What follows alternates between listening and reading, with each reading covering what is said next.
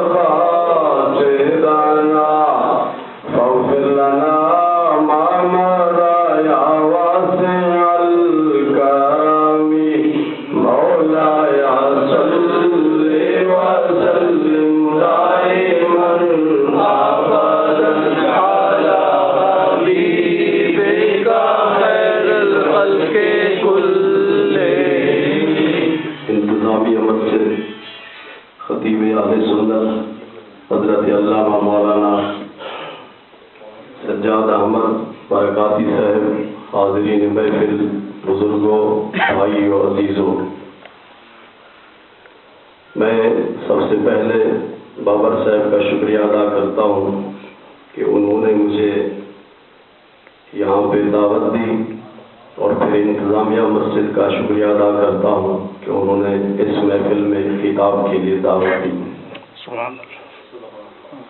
جس دوست سے ملاقات ہوئی اس نے محبت اور پیار کا اور ادب اور احترام کا اظہار کیا۔ یقیناً اس ملک میں رہنے والے تمام مسلمانوں کو علماء کرام نے بہترین تربیت عطا کی ہے، اور ان کے خطابات اور ان کی تعلیمات اور ان کی تربیت کا نتیجہ ہے کہ جتنے بھی بزرگ یہاں پہ تشریف لاتے ہیں تو سب حضرات ان کے لیے عقیدت، احترام اور محبت کا اظہار کرتے ہیں۔ یہ مختصر سی محفل جس کی نسبت اللہ کے دو ولیوں کی طرف ہے، 11ویں شریف کے حوالے سے اس محفل کی نسبت غوث سمدانی، محبوب سبحانی، قندیل نورانی، شہباز لامکانی، حضرت شیخ عبد القادر جیلانی رضی اللہ تعالیٰ عنہ کی طرف ہے، اور رجب شریف کے حوالے سے اس کی نسبت خواجہ خواجگان عطا رسول فی الہند حضرت خواجہ معین الدین چشتی اجمیری رضی اللہ تعالیٰ عنہ کی طرف ہے۔ سبحان اللہ۔ ولی کا مقام پوچھنا ہو تو رب سے پوچھیے۔ کسی سکالر، کسی پروفیسر، کسی ڈاکٹر کی کوئی مجال نہیں کہ ولی کے مقام کو بیان کر سکے۔ اس نشست میں دو چیزیں بیان کرنا مناسب سمجھوں گا۔ ایک یہ کہ ولی کا مقام کیا ہے، دوسرا یہ کہ مرشد اور پیر بننے کی اہلیت کون رکھتا ہے۔ اللہ تعالیٰ نے قرآن پاک کی اس آیت میں ارشاد فرمایا، الا ان اولیاء اللہ لا خوف علیہم ولا هم یحزنون۔ خبردار، بے شک اللہ کے ولیوں پر قیامت کے دن نہ تو کسی قسم کا ڈر ہوگا اور نہ ہی وہ غمگین ہوں گے۔ سبحان اللہ۔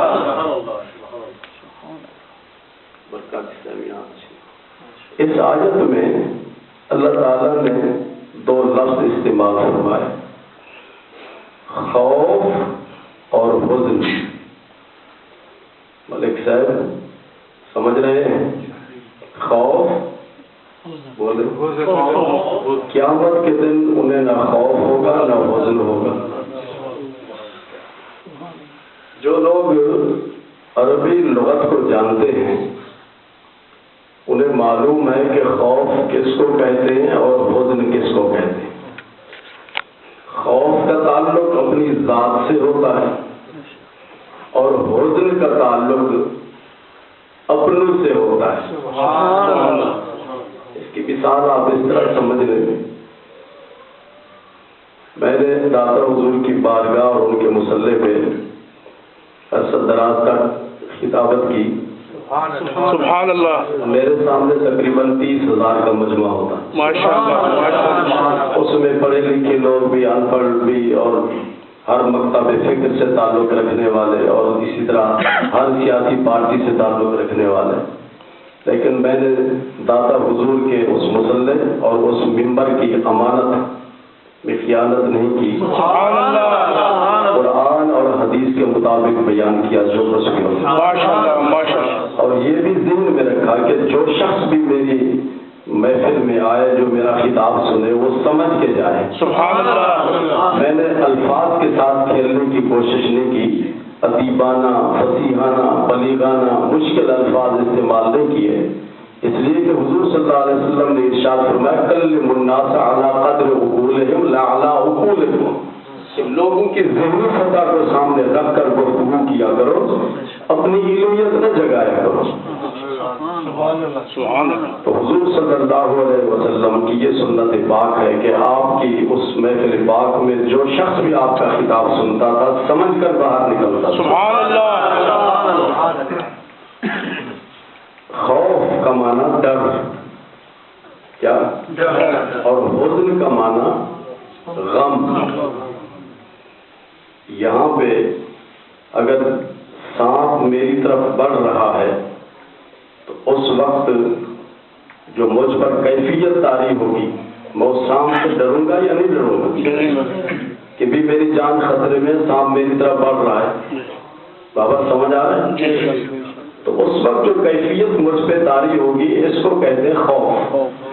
کیا کہتے ہیں؟ خوف۔ اور اگر میرا بیٹا یہاں پہ بیٹھا ہے یا میرا دوست یہاں پہ ہے اور وہ سانپ اس کی طرف بڑھ رہا ہے، اس کی طرف بڑھ رہا ہے، اس وقت بھی مجھ پر جو کیفیت طاری ہوگی وہ خوف نہیں ہوگا، وہ غم ہوگا۔ وہ کہ یہ سانپ میرے دوست کی طرف، میرے پیارے کی طرف بڑھ رہا ہے، کہیں ایسا نہ ہو کہ وہ اس کی جان خطرے میں پڑ جائے۔ سمجھ؟ اپنی جان خطرے میں محسوس کریں تو خوف ہے، اور اگر پیارے کی جان خطرے میں ہو تو عربی میں اس کے لیے حزن کا لفظ استعمال ہوتا ہے۔ اللہ تعالیٰ نے ارشاد فرمایا ولی کی شان یہ ہے کہ قیامت کے دن نہ انہیں اپنا خوف ہوگا اور نہ ہی اپنوں کے بارے میں غمگین ہوگا۔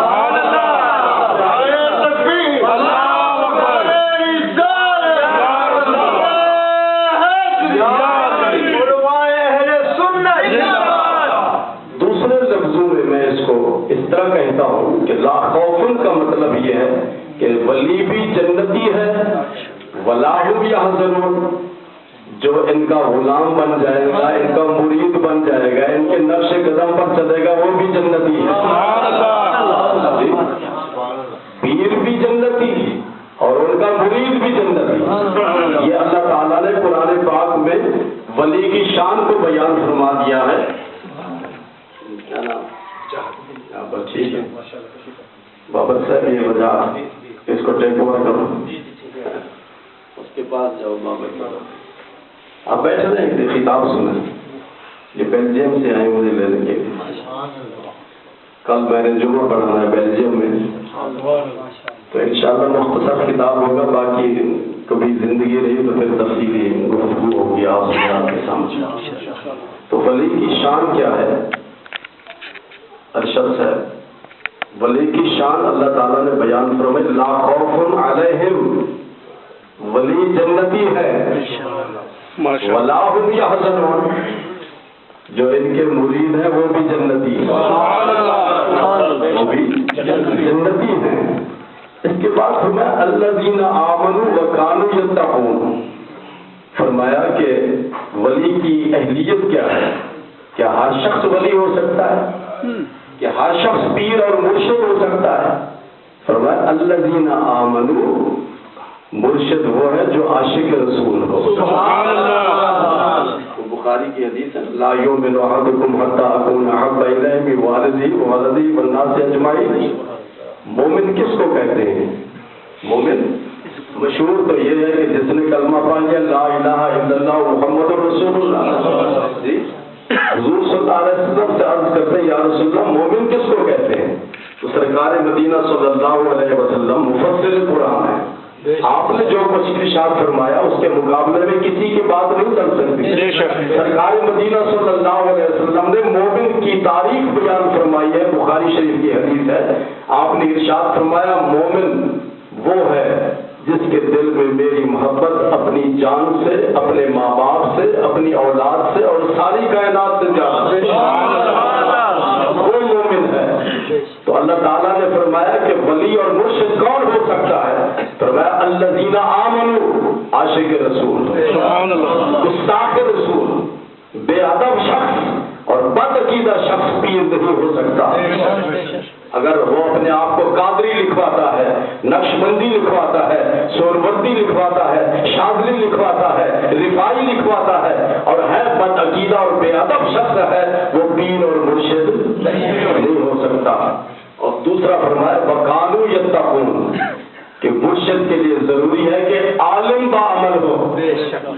مولانا تقوی پہ متقی وہی ہو سکتا ہے جس کو قرآن اور حدیث کا علم ہو، جو اوامر اور نواہی کو جانتا ہو۔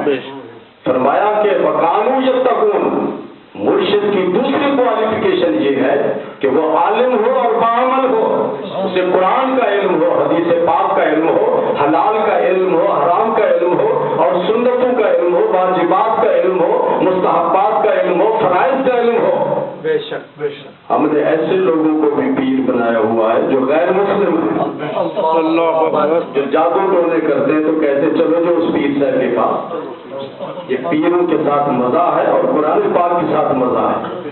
اور پھر ایسے بھی لوگ ہیں ہم نے پیر بنایا ہوا جو جن کو اگر آپ جس سے پوچھیں کہ وضو کے کتنے فرض ہیں وہ نہیں بتا سکتا، جس سے پوچھیں کہ غسل کے کتنے فرض ہیں وہ نہیں بتا سکتا، اس سے پوچھیں کہ نماز کے کتنے فرض ہیں نہیں بتا سکتا، اس سے کہہ دیں کہ آپ دعائے قنوت سنا دیں وہ دعائے قنوت نہیں سنا سکتا، اگر سنائے